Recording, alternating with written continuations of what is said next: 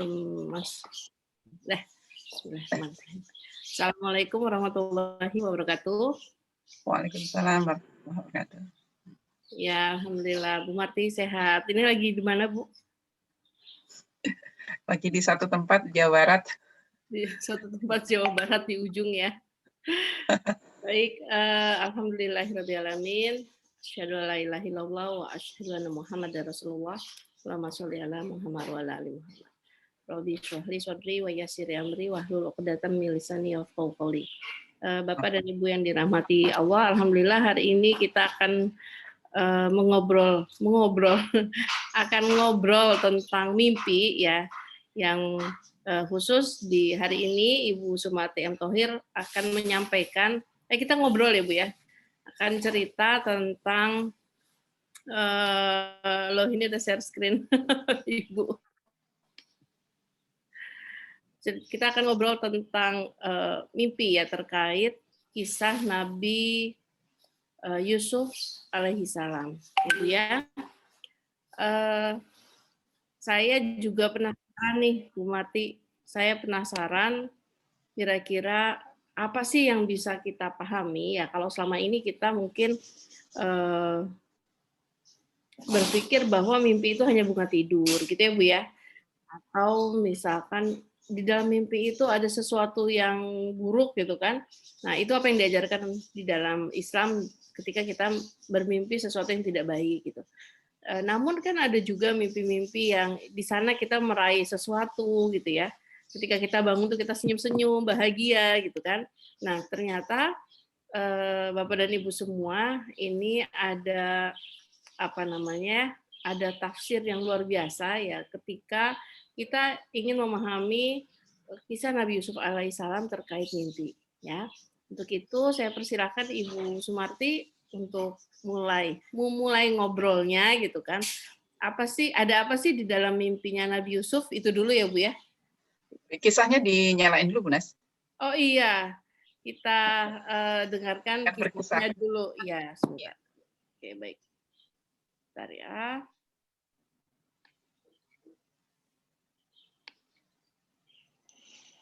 Nabi Yusuf dan mimpinya.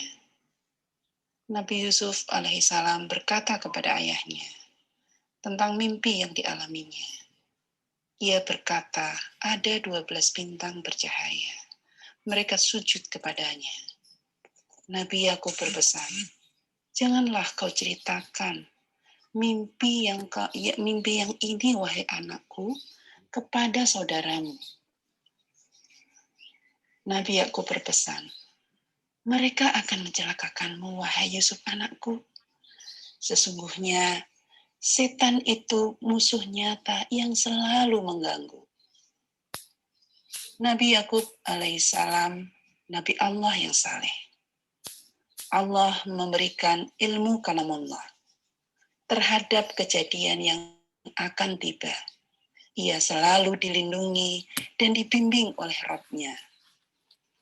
Nabi Yakub alaihissalam diberikan ilmu tafsir mimpi dari Allah yang Maha Tinggi. Ia mewarisi ilmu ini dari kakeknya Nabi Ibrahim alaihissalam. Allah memilih Nabi Yusuf alaihissalam, putra Nabi Yakub alaihissalam yang terkasih, untuk diberikan tafsir mimpi untuk menjaga bumi dan dakwah ini. Mimpi orang yang saleh adalah petunjuk dari Allah. Ialah kabar gembira yang akan menjadi semangatnya. Mimpi yang buruk adalah ulah setan yang selalu menggoda manusia sepanjang zaman. Rasulullah Shallallahu Alaihi Wasallam mengingatkan untuk selalu berlindung kepada Allah Ar-Rahman. Nabi Yusuf alaihissalam mengajarkan untuk berhati-hati menyampaikan mimpi yang telah Allah berikan hanya untuk kemaslahatan. Ya, Masya Allah. Jadi apa namanya Bu?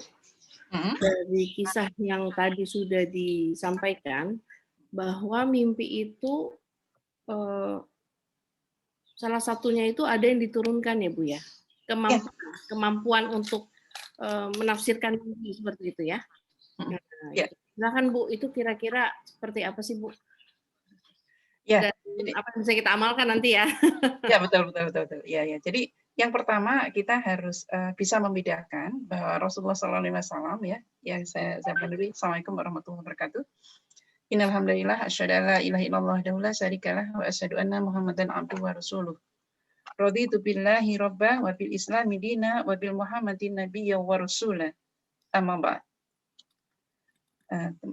Ayah bunda, teman-teman semuanya yang hari ini Allah berikan kemudahan untuk hadir di kajian hari ini. Mudah-mudahan Allah memberikan berkah ya atas apa yang akan kita laksanakan. Sahabat rahimakumullah ya, hari ini kita akan membahas tentang seri yang kedua tentang Yusuf ya. Ini sebenarnya merupakan dari kisah Nabi Yusuf yang ada di dalam Al-Qur'an, mulai dari ayat yang keempat ya sampai ayat yang keenam ya. Di situ disebutkan a'udzubillahi samii'il 'aliim minasyaitonir rajim. Idh qala Yusufa li abihi ya abati inni ra'aitu ahada asyara kaukaba wasyamsa wal qamara wa aituhum li sajidin gitu ya. Jadi dia menyampaikan kepada ayahnya itu, wahai ayahku gitu ya. Dia menggunakan kata abati ya, artinya ya ayahku yang saya kasihi gitu ya, yang saya hormati, bahwa saya bermimpi gitu ya, akan ada 12 ya. Di situ disebutkan bahwa apa namanya, asaro kaukaba. Jadi ada 12 bintang yang akan bersujud kepadanya. Nah, tapi bagaimana jawabnya? Jawabnya Nabi Yakub ya, sebagai seorang ayah ya.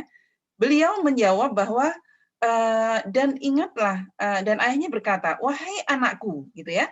Qala ya bunayya la taqsus ru'yaka ikhwatika gitu ya.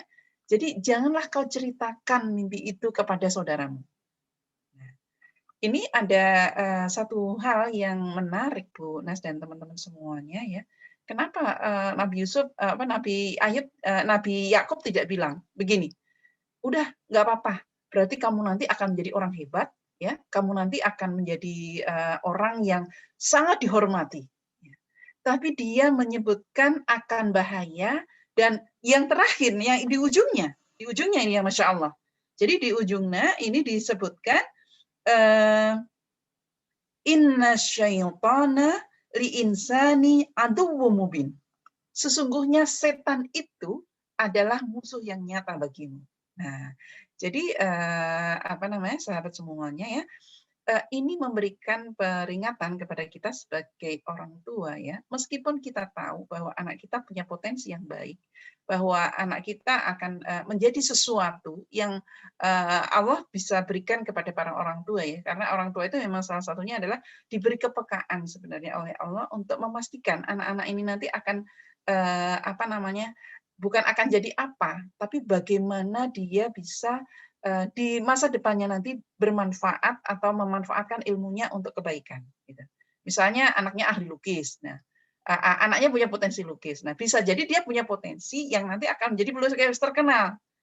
Tapi sebagaimana Nabi Ayub ini menyampaikan ke Yusuf ya, ke Nabi Yusuf ya, dia tidak bilang begini, oh kamu nanti akan jadi ahli tafsir mimpi terkenal dan kamu nanti akan dihormati orang, tidak. Ya, tapi dia mengatakan bahwa hati-hati, jangan kau sampaikan ke saudaramu, karena apa? Nabi Yakub sangat mengenal saudaranya.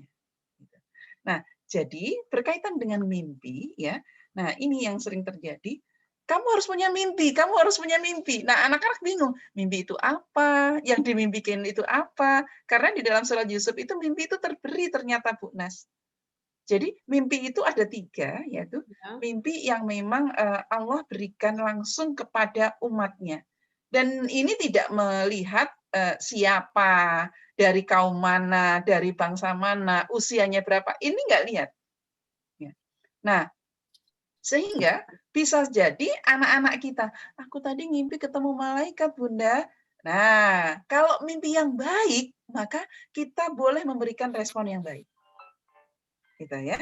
Karena bisa jadi memang mimpi itu adalah bagian dari cara Allah untuk mendidik manusia. Nah, yang kedua kata Rasulullah adalah mimpi yang merupakan waswiswusnya setan. Nah, ini biasanya nih kalau dulu kita ya, saya terutama ya, kalau tidur terus kemudian belum sholat, itu kayak mimpi dikejar-kejar apa gitu ya. Terus kemudian bangun, terus sholat. Gitu. Nah, itu memang setan, tapi memang alhamdulillah kita masih dibangunkan. Nah, mimpi yang jelek itu ya, yang membuat kita sedih, kata Rasulullah, maka segeralah kamu meminta perlindungan kepada Allah dengan mengatakan a'udzubillahi samil alim minasyaitonir rajim, lalu meludah ke kiri sebanyak 3 kali. Nah, itu tuntunan dari Rasulullah. Nah, yang ketiga adalah mimpi yang terbangun karena keinginan-keinginan manusiawi seseorang. Nah, ini yang menarik nih Bu Nas. Jadi kalau kita mimpi, itu kita harus harus melatih diri untuk 3 hal ini. Dan inilah pentingnya pendidikan firasat, pendidikan kesolihan, pendidikan yang berkaitan dengan identifikasi kepada anak-anak kita. Wah, menarik Bu. Itu ada yang namanya tadi apa? 3 mimpi itu ya, mimpi yang baik. Nah, yang kedua waswisunya setan, ya. Waswisunya setan kan ada yang membuat kita takut juga tadi ada yang membuat kita sedih ya. Ya, betul. Nah, sudah dicontohkan ya di dalam hadis, lalu yang apa yang harus dilakukan ya kan, mengucapkan ta'awudz tadi lalu membuang ludah ke sebelah kiri, ya lalu mimpi yang terbangun karena keinginan manusia. Nah, tadi Ibu sampaikan kita harus melatih anak-anak kita. Itu maksudnya apakah kita memang harus menguatkan jiwa kita untuk senantiasa bersih gitu Bu ya? Tazkiyatun nafs gitu kan? Atau seperti apa Bu? Sehingga tadi bisa menafsirkan 3 ini. Ya, terutama anak-anak yang belum balik ya Bu Nas ya.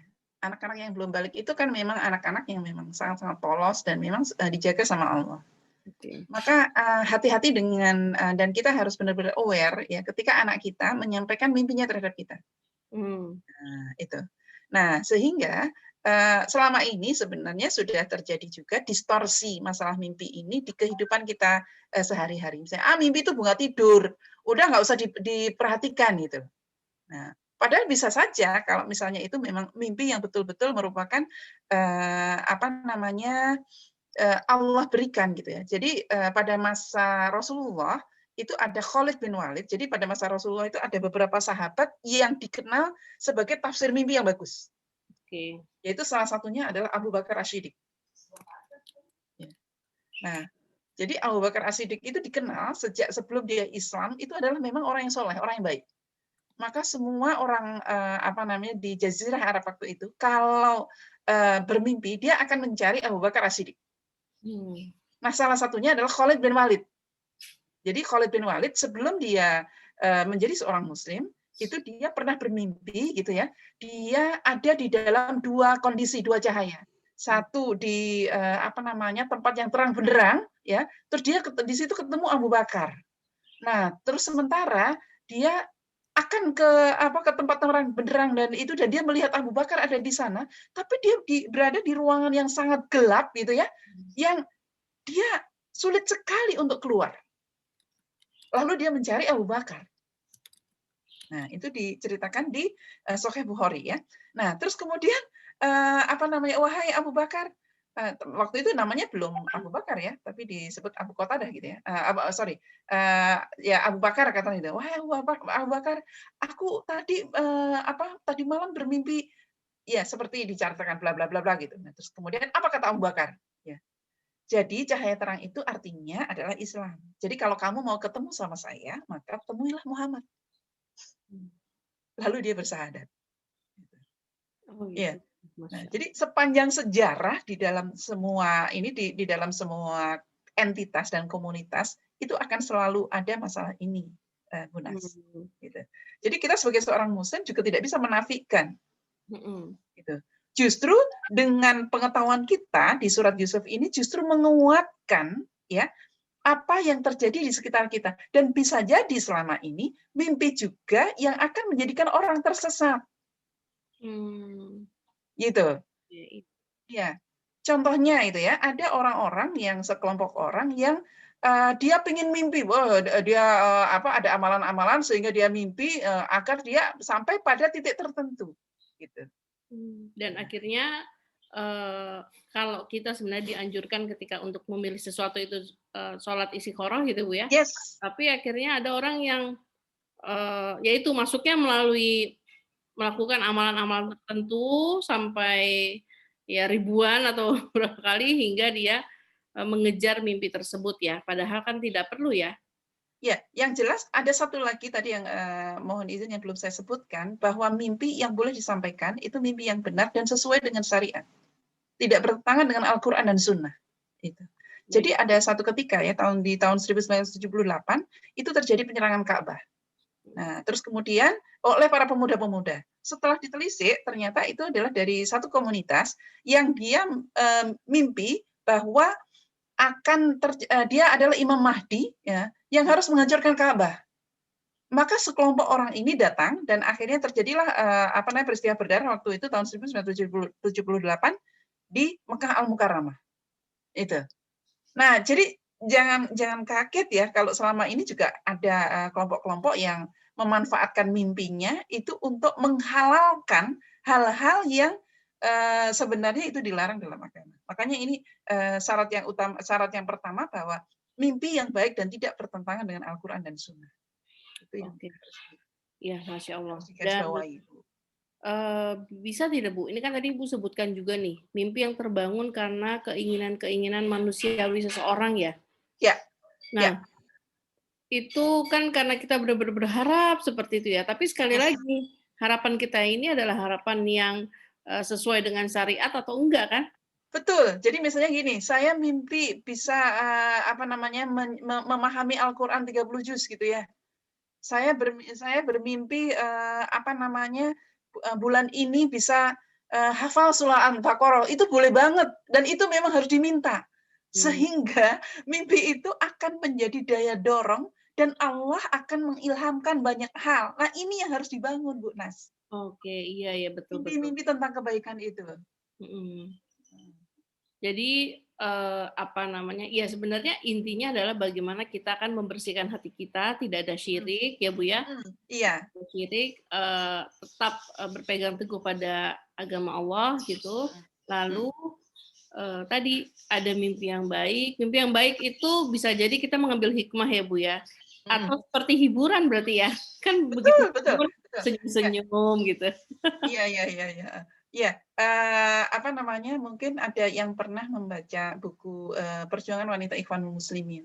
Ya, jadi itu salah satunya Bunda Zainab Al-Ghazali. Pada saat itu beliau dipenjara oleh pemerintah Mesir. Nah, terus kemudian beliau itu kan setiap hari itu sekian puluh anjing itu dimasukkan ke dalam selnya, sehingga berharap anjing itu akan mengoyak-ngoyak tubuhnya Bunda Zainab Al-Ghazali ini, tapi apa yang terjadi? Tak satu pun anjing mampu menyentuh tubuh Bunda Zainab Al-Ghazali. Saya selalu merinding tuh kalau melihat itu ya.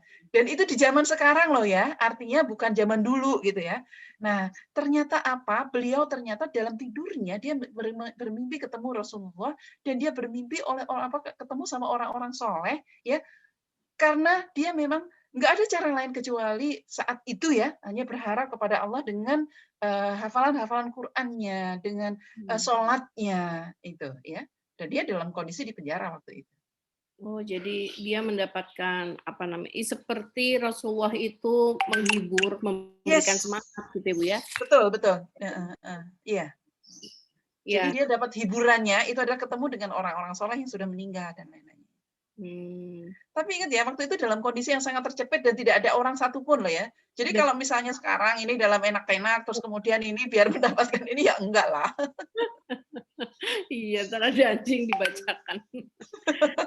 Tadi ini juga Bu, mimpi yang terbangun karena ada keinginan, lalu Allah juga memberikan hikmah di dalam mimpi itu. Bukan hikmah tadi, misalkan kita ingin menghafal surat Al-Baqarah tadi gitu ya. Mhm Lalu Allah mhm. memberikan seperti, ilham gitu kan, cara, oh ternyata dalam mimpi itu saya belajar, menambah hafalan itu bisa melalui ini, lalu kita coba. Yes, betul, Ya. itu. Hmm.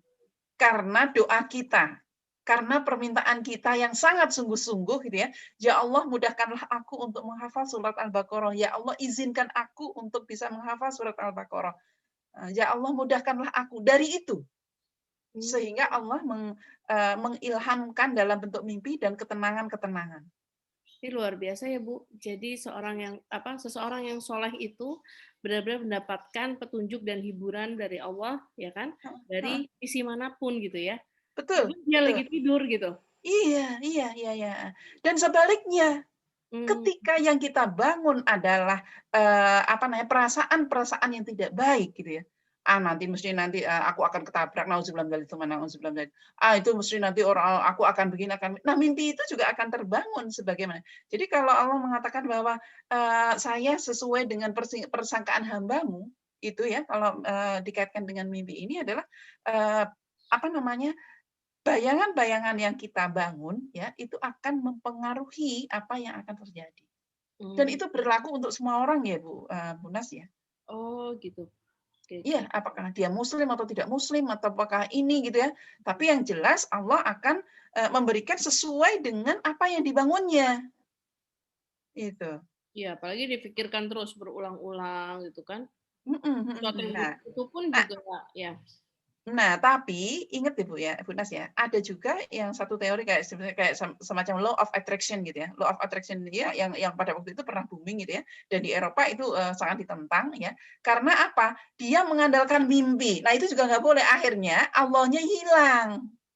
Hmm. Jadi yang diizinkan di sini adalah mimpi yang sesuai dengan syariat dan dilakukan dengan cara sesuai dengan syariat pula. Itu. Oh, iya. Ya, bisa jadi akhirnya kita menomorduakan Allah karena kita berpegang bahwa pada mimpi itu kan?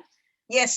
Ya, iya. Itu yang banyak sekali dibangun oleh, mohon izin, motivator-motivator yang kadang-kadang kita sendiri tergelincir di sana. Oh iya ya. Iya. Iya, heeh. Artinya kan kita mendesain hidup ini kan harusnya didesainnya diawali dari titik tumpu Islamic worldview itu ya Bu ya? Iya, jadi, from Allah to Allah by Allah. Hmm. Oke, oke. Mhm. Perhatikan para motivator. Oke, selanjutnya gimana nih Bu? Kalau boleh Ya dilanjutkan. ya, oke. Ya, jadi, tadi kan ada 3 jenis mimpi ya, 3 jenis mimpi. Jadi untuk kalau ke pengasuhan, itu tentunya yang mimpi yang pertama yang hak Allah, itu kita sebagai orang tua, itu memang harus mendengarkan betul ya, ketika anak itu menyampaikan mimpinya kepada kita, ya. Apakah itu anak kecil, terutama anak-anak yang belum balik. Nah, jadi kalau misalnya dia mimpi yang tidak baik, ya langsung, kita ajarkan ta'awudz, terus kemudian ini. Tapi kalau misalnya mimpi yang baik, maka kita akan memberikan, dorongan-dorongan, kita akan memberikan bimbingan-bimbingan untuk ke arah kebaikan sana, gitu. Misalnya gini, "Bunda, aku mimpi, di tempat yang indah banget Bunda, di sana itu banyak bunga-bunga, aku di sana itu ketemu dengan nenek, aku ketemu dengan kakek." Jangan, "Hus, itu bukan tidur." Jangan. Nah, kita akan sampaikan bahwa itu artinya nenek ya mendoakan kita semua itu ya, bahwa kita akan nanti ketemu di surga. Ya. Jadi kalau kamu, mengamalkan mendoakan beliau, mereka insya Allah nanti akan ketemu di surga. Begitu ceritanya. Jadi bukan, "Hus, itu kan orang mati." Itu kan banyak sekali itu. Nah, sekali lagi itu tumpuannya adalah tumpuan akidah, Bu Nas. Iya, terus ditanya, kalau, neneknya ngomong nggak? Kalau neneknya ngomong itu berarti setan gitu ya? Itu sebenarnya tidak ada apa Iya, namanya, dalilnya ya? Tidak ada dalilnya, Ya, tapi jadi yang jelas bahwa yang baik itu boleh diceritakan, kalau yang tidak baik itu tidak boleh diceritakan. oh, Atau mimpi-mimpi yang membuat kita sedih. Jadi pernah ada sahabat itu, datang kepada Rasulullah itu ya, bahwa dia mimpi akan sakit-sakitan. Terus kemudian besoknya dia sakit. Terus mhm, dia datang kepada Rasulullah, maka keluarlah hadis ini, mhm, bahwa mimpi yang buruk itu, tidak boleh diceritakan dan, hendaklah kamu, mengucapkan a'udzubillahi samil alim dan kemudian, meludah 3 kali ke sebelah kiri, ya, terus lalu berwudu dan sholat dan lain-lain. oke. Masya Allah. Nah, Lalu terkait ini Bu, apa namanya tadi kan bagaimana seorang Nabi Yusuf alaihissalam itu Mhm, mendapatkan keturunan ya, mendapatkan kemampuan ini tafsir mimpi ini dari ayahnya, dari kakeknya Nabi mhm Yakub, mhm Nabi mhm Ibrahim. mhm. Nah, itu seperti apa sih Bu persisnya kalau apa namanya? Apakah sampai hari ini juga ada yang seperti itu? Ada yang kuat dalam menafsirkan mimpi gitu ya? Tentu Mhm, saja mimpi yang tadi yang termasuk 3 hal ini dia bisa membedakan ya, catatan iya kita kan di situ gitu. Itu iya seperti apa, Bu? iya. Nah, ini ya Bu Nas ya, jadi jangan setelah acara ini nanti, "Wah aku berarti, kan kakekku tukang penafsir mimpi, jadi nanti aku buka konsultan," bukan gitu ya. Jadi Iya, memang, Bu Nas mungkin pernah dengar kata indigo ya? iya, Bu. Iya itu. Jadi sekitar tahun 2006 ketika saya, lagi belajar tentang tentang tarbiyah project ya di apa namanya, di Singapura waktu itu. Tiba-tiba saya ke toko buku, terus kemudian ada buku judulnya, Indigo gitu. Nah tiba-tiba aku ambil aja itu buku tuh, set gitu. Terus kemudian sampai rumah itu, apa namanya, saya ditanya sama anak saya gitu ya, anak saya ya. Saya nggak nyebutin anaknya yang keberapa ya, nanti nanti akan dicari itu. Terus, dia langsung bilang begini, "Umi, itu Mbaknya suruh pulang aja," gitu. "Kenapa emang Nak?" Saya bilang gitu. "Pokoknya Mbaknya suruh pulang sekarang, suruh pulang jangan di sini," gitu. "Kenapa Nak?" "Pokoknya jangan ke sana ke sini." Saya bicara sama ini ya, sama, keluarga ya, sama di situ pada waktu itu ada mertua saya, terus kemudian ada, apa namanya, ada, suami saya gitu kan, terus "Ini anak kenapa ya?" Terus kata kata mertua saya gini, "Ya nggak tahu ya, Umi juga ini ya kayaknya kayak kurang sreg itu sama Mbak itu kenapa ya?" Udah, terus kemudian, "Iya iya, iya Nak, nanti, ini." Itu terus itu anak itu 3 hari berturut-turut itu terus bilang begitu, itu. Anak itu saya masih ingat itu, belum sampai 5 tahun waktu itu ya. Kalau 2006, oh lebih deh, dia kan, apa namanya, dia sudah TK gitu. Nah, tahu nggak apa yang terjadi? Ternyata si Mbak itu ya, tanpa sepengetahuan kita, dia itu, ngambil barang-barang itu ditaruh di suatu tempat, walau Mmm, alam apakah anak ini melihat atau tidak, itu sampai banyak sekali di situ. Ada gula, ada ada susu, ada apa. Terus kemudian, apa namanya, saya pada itu berkata begini kepada kepada anak saya, "Ya kamu minta sama Allah aja Nak, kalau memang Mbak itu baik, maka biarkan dia, di sini. Tapi kalau memang apa, Mbak itu ternyata di hadapan kita tidak baik, nanti biar Allah yang menunjukkan, aku udah baca Al-Fatihah, Umi," dia bilang gitu. Udah ternyata ini, nggak lama kemudian itu ketahuan, Bu Nas. iya iya. Nah, nah, dan Jadi itu berulang, berulang, berulang tuh. Sampai suatu ketika ya kami akhirnya terus terang ya, mencari orang soleh juga. Jadi pada waktu itu saya mencari guru ngaji itu ya, apa ini kenapa anak ini seperti ini? Terus dia langsung ini, udah, apa namanya, dia belajar Quran aja sama saya. Akhirnya dia belajar menghafal Quran sama sama ini ustad gitu. Iya. ya, artinya gini Bu, eee, ada anak-anak ya atau adalah orang-orang yang memang dikuatkan firasatnya, Mhm. tetapi itu pun harus dijaga, Iya oleh Al-Qur'an. iya, Ya. betul. Nah, apa Bu yang terjadi ketika kita mengabaikan itu tadi, kebersihan, akidah itu, pada saat ada seseorang yang, secara firasatnya itu kuat gitu? Iya, tahu nggak Mbak, ketika dia sekarang ini sudah dewasa dan terus terang, inteleknya tidak sebaik dulu, Mmm, kemampuan hilang, apa? Maaf? kemampuan itu sangat berkurang. Mmm, Nah, cuman dia dia memang on off gitu ya, on off gitu. Nah, kalau dia lagi baik banget itu tapi memang, ada ini, ada apa namanya, ada, sesuatu yang memang dan memang ternyata ada pendidikan dengan firasat itu memang ada. Para, para syekh itu ya, terus terang saya masih lagi mencari buku itu, Pendidikan dengan Firasat, dan itu adalah salah satu metode pendidikan, Mbak, yang mmm, itu belum banyak diungkap di dunia pendidikan Islam. mmm, iya Gitu. iya. Ya, saya masih mencari kitabnya dan, saya akan mencari ini ustadz yang bisa menerjemahkan apa yang dimasukkan dengan pendidikan dengan firasat itu. Mhm. Jadi nanti, gini, "Lah, Bu Marti, nanti jadi paranormal semua lah," gitu. Bukan bukan nih, tapi semuanya ternyata, berkaca dari kisah Yusuf ini adalah bagian dari yang Allah berikan kepada manusia untuk hati-hati. Itu Oke, poinnya, iya iya. kehati-hatian. Kehati-hatian ya, mungkin Mhm, Salah satunya juga ini, Bu, saya lagi membayangkan nih ya, benar atau tidak ya. Hmm. Seseorang itu memiliki firasat yang kuat ketika memang salah satunya nih, Hmm. dia memiliki kemampuan, indrawinya itu juga kuat ya, artinya dia mengamati seperti orang-orang terdahulu itu kan kalau mau ada bencana alam, Yes. ya Hmm. kan, itu kan dia Hmm. mengamati tanda-tanda, Yes. ya, Iya. itu Iya. kurang lebih, ya kan? Iya. Iya. Iya. Heeh. Jadi itu tidak tiba-tiba langsung diem langsung tuing itu enggak, Mbak. Jadi Iya. memang dia memang berproses indranya, terus kemudian jangan lupa nuraninya juga dilatih. Mmm. Itu. Oh begitu. Iya, ya meskipun dia kemana-mana tapi ndablek ya, terus kemudian dia ngomong apa ya belum tentu apakah ya kita perlu bertanya-tanya itu dari setan, dari hawa nafsunya atau dari apanya kan. Ya, saya ingat nih Bu, kalau kita saya nggak apa-apa nih, ini kan Nggak ngobrol apa-apa silakan Bu. kalau ada yang mau bertanya silakan ya, Heeh, menyampaikan pendapat gitu. Karena saya apalagi belajar talents mapping gitu kan, mhm, ada kan talents yang konteks ya. Konteks itu mhm. adalah orang yang memang senang menyukai, sejarah masa lalu gitu kan, ingat-ingat, apalagi ada yang namanya connectedness itu, menghubungkan. Yes, Jadi ketika ada kejadian ini, yes. oke, ini saya bisa menghubungkan ini, dan itu kan tidak semua orang punya ya. Ya betul, itu salah satu kemampuan dan memang itu, salah satu saki lah Mbak. Iya iya, itu Iya saya iya, iya, iya, itu. qadarullah saya punya konteks dan saya ada connectedness itu. Jadi ketika nggak tahu ya, saya senang mengulang-ulang masa lalu, tapi bukan hal yang negatif ya. Jadi, ada kejadian ini, lalu saya teringat, "Oh, ini sepertinya terjadi begini karena dulu saya ingat, ada hal yang pernah terjadi di masa lalu," seperti itu. Tapi kemampuan untuk menghubungkan itu mungkin lebih kuat dibandingkan orang-orang yang tidak punya talent itu gitu, Bu, ya?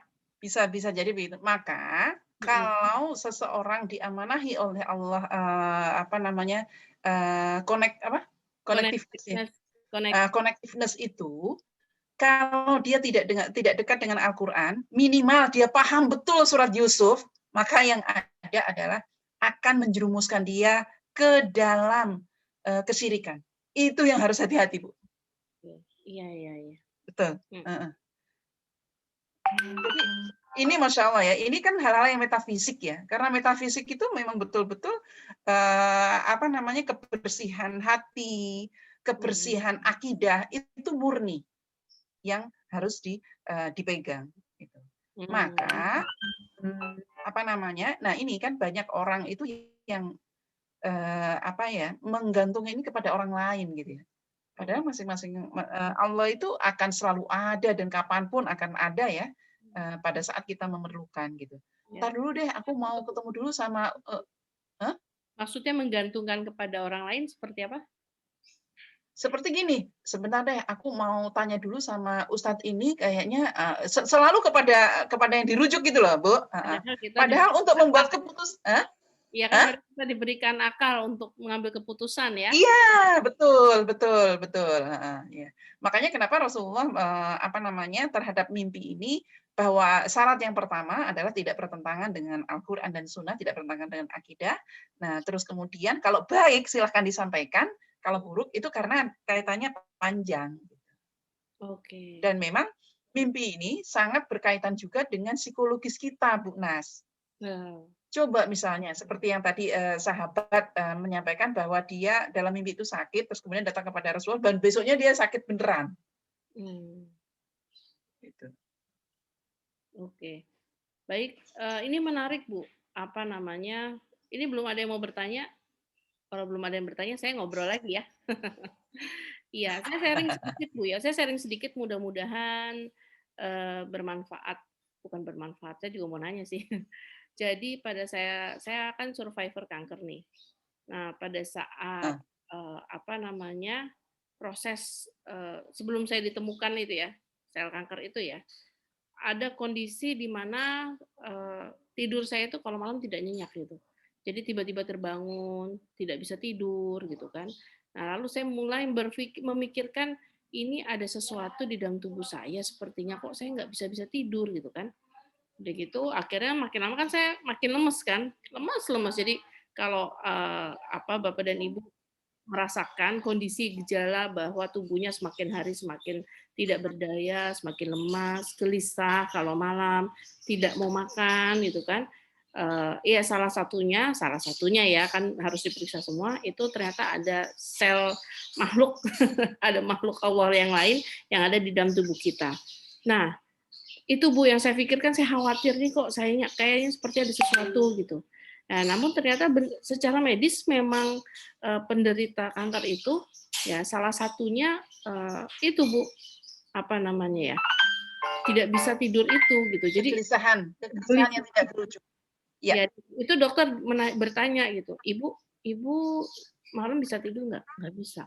Saya gelisah gitu kan. Oh iya, mungkin itu tanda kali ya.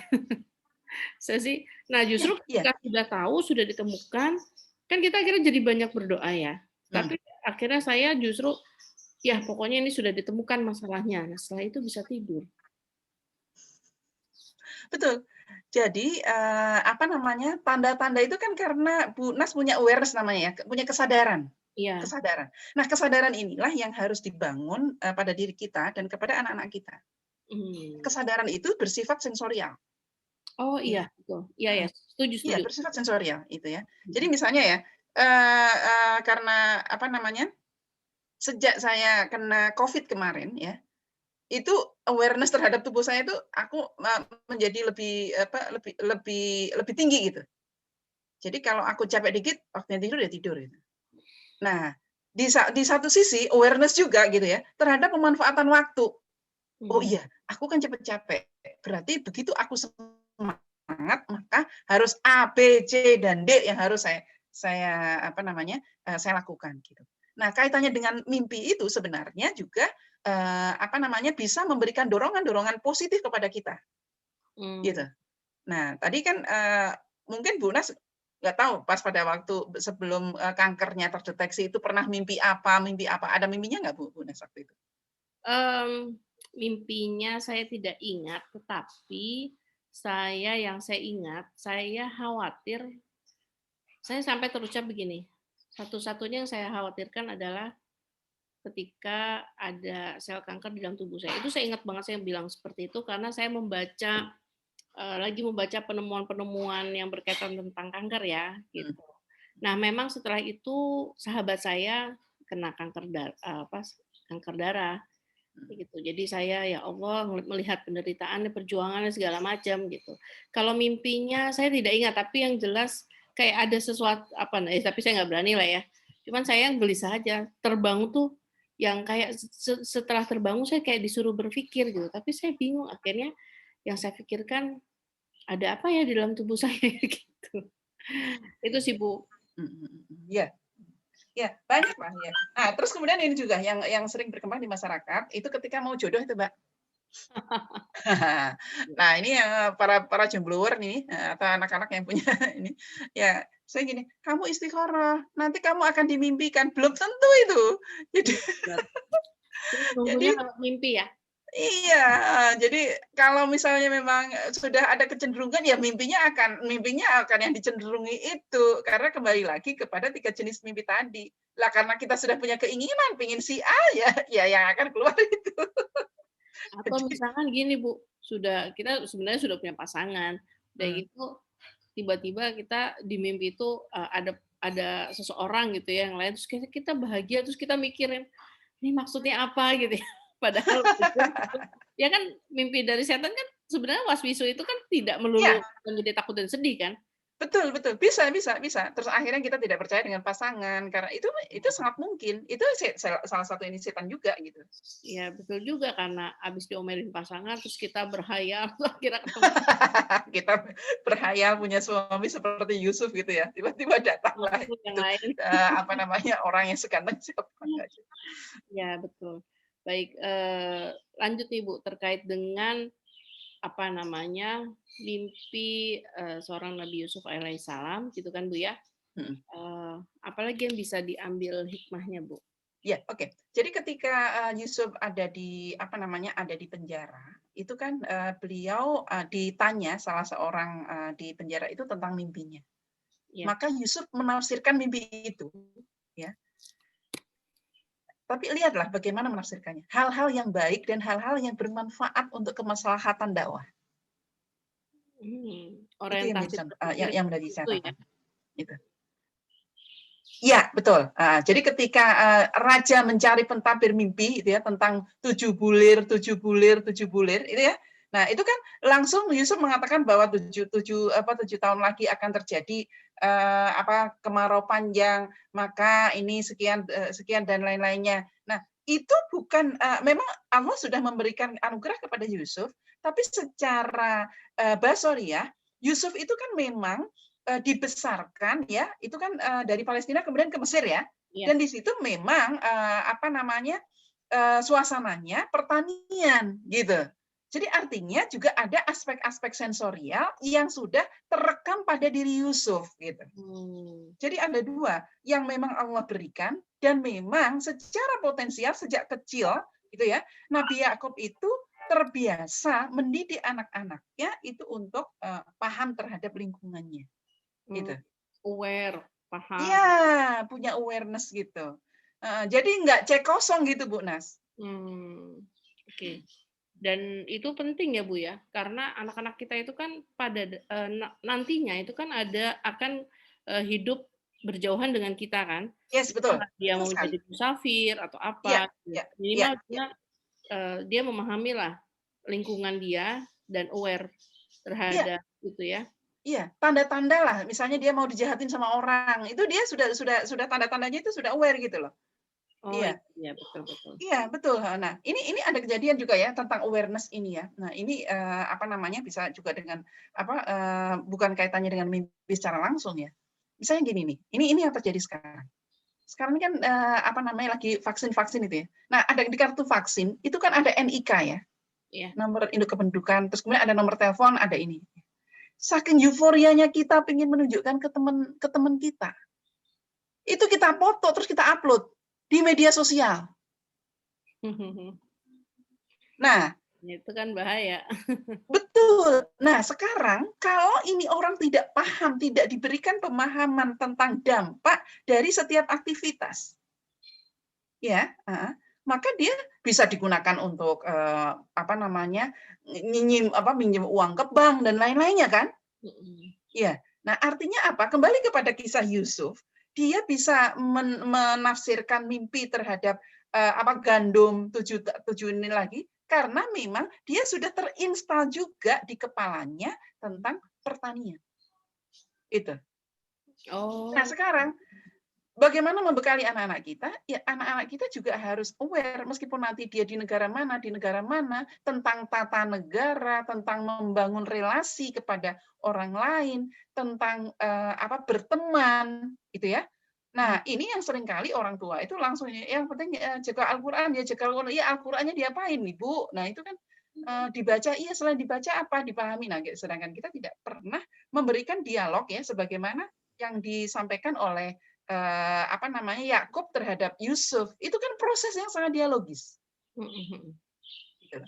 Iya, menarik Bu. Jadi ternyata proses dialog yang dibangun di dalam rumah, ya termasuk di dalam itu dirancang bagaimana anak itu aware terhadap sesuatu. Dan tadi Ibu menyampaikan gini, ya kan perlu kita ajak mereka untuk belajar tentang negara-negara. Ya misalkan ya, tadi kan kalau Yusuf tentang pertanian kan seperti itu. Artinya ketika orang tuanya dominasi bidang yang di dalamnya ada pertanian misalkan ya. Dia akan mempunyai aware tersendiri terhadap pertanian dan itu bisa diturunkan kepada anaknya. Ya, Bu. Betul. Iya, benar sekali. Nah, ini yang kadang-kadang ya, mentang-mentang kita ini ya di Indonesia rata-rata yang saya sangat sedih sekali itu sekarang ya, orang tuanya petani, anaknya tidak boleh jadi petani. Ya, karena disuruh sekolah dari jam 7 sampai jam 12. Terus setelah itu sampai rumah kasih PR. Iya, mestinya sekolahnya sore bisa dong ya, pagi bantulah ayahnya menjadi petani, gitu ya, Bu? Iya, harusnya. Heeh. Iya, saya termasuk, bukan korban ya, saya juga nggak tahu. Ayah saya dulu tuh, setiap kali waktunya musim tanam itu, Bu Nas, semua Iya, anaknya itu harus dibawa ke sawah, Bu Nas. oke oke. Dibawa ke sawah semuanya, heeh. Nah, terus kemudian waktunya panen, waktunya apa, itu kita semua dibawa ke sawah. Nah, Mmm, waktu itu saya protes gitu, sementara teman-teman yang lain itu nih masih boleh main-main, sementara saya harus bisa nanam, harus bisa ini, gitu. mmm. Oh gitu. Iya, Bu, ini jadi ada hubungannya nih, Bu, antara, setiap manusia itu bisa jadi bukan bisa jadi, berarti setiap manusia itu mempunyai, aware yang berbeda-beda, ya, Bu, ya? Yes, Ya, iya, tergantung apa yang mendominasi, apa namanya, ilmu, pengalaman hidup gitu kan, itu terkait dengan mhm. bidang apa. Oh iya, menarik, makanya orang-orang yang di bisnis pun aware-nya gitu ya, Bu, kita lihat, itu hebat juga ya mencari ini itunya gitu, ditambah lagi kan mereka menambah knowledge dan skill juga ya. Iya iya iya, iya.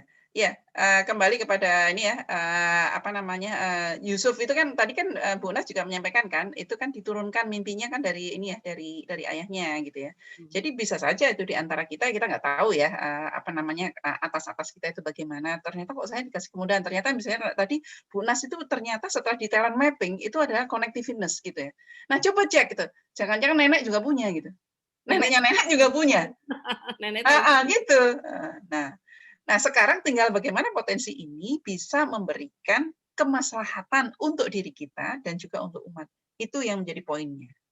Oke, baik. Ya jangan sampai akhirnya justru membuka lapak paranormal. Ya Ya, ya. atau menjadikan kita menjadi ini ya, apa namanya, menjadi lemah ya gara-gara kita udah tahu nanti kita mau jadi apa, terus nggak ngapa-ngapain. Iya nggak terjadi, itu sunatullahnya kagak terjadi gitu. Oh, iya iya, bisa jadi itu banyak yang ya kan terjadinya seperti itu akhirnya ya? Iya, banyak banyak, banyak. Ada sebagian yang mengatakan bahwa karena apa, kakek neneknya itu adalah orang hebat, ya akhirnya udah nanti aku jadi aja seperti seperti kakek nenek saya gitu, tanpa ada upaya. Nah, itu tidak dicontohkan di dalam, Al-Qur'an, bagaimana Nabi Yakub kepada Nabi Yusuf, Itu mah gitu. mimpi beneran jadinya ya? Iya, itu Tidak bisa mimpi beneran itu, mimpi di siang bolong itu yang kata orang. aduh iya Bu, alhamdulillah ini sudah 1 jam nih kita ngobrol-ngobrol. Ya mungkin ada apa Bu, hikmah apa Bu yang terakhir mungkin Ibu bisa sampaikan terkait dengan mimpi-mimpi? Ya. Oke, terima kasih Bu Nas dan terima kasih kehadiran ini, apa namanya, teman-teman semuanya, bahwa terhadap mimpi, maka yang harus kita cek yang pertama adalah satu, apakah, mimpi kita sesuai dengan, Al-Qur'an dan Sunnah atau tidak. Kalau misalnya itu sesuai dengan Al-Qur'an dan Sunnah, maka, kejarlah mimpi itu dengan doa dan usaha, gitu. Nah, tapi kalau mimpinya itu hanya sebatas, dunia gitu ya, mimpi punya mobil, mimpi punya ini, ya itu mah, boleh sih, tapi tidak sedahsyat kalau mimpinya bisa menghafal Quran misalnya. Artinya bahwa silahkan desain mimpimu itu yang, eee, berbatasnya bukan hanya sekedar di dunia, tapi sampai di akhirat.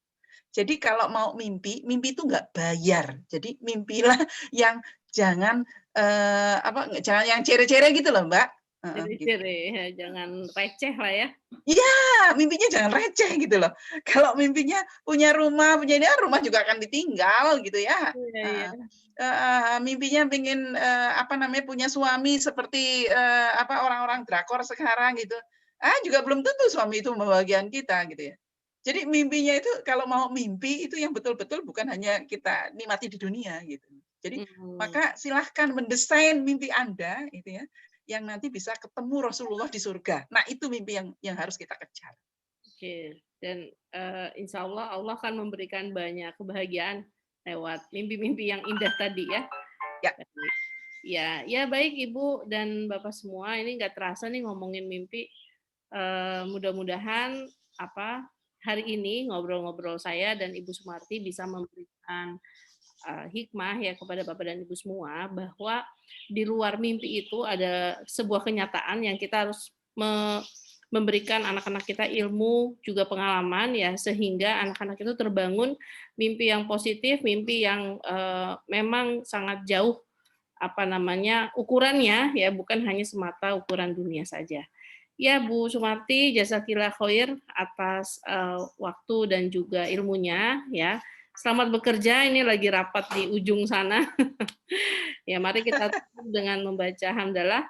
Alhamdulillahirabbil alamin. Alhamdulillah. Subhanakallahumma wa bihamdika asyhadu an la ilaha illa anta astaghfiruka wa atubu ilaik.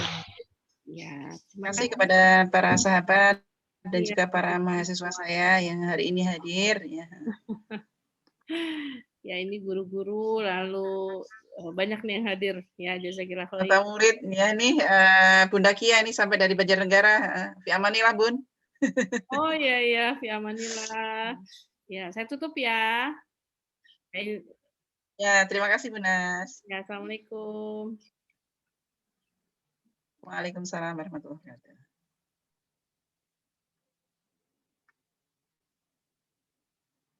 Kuburan juga.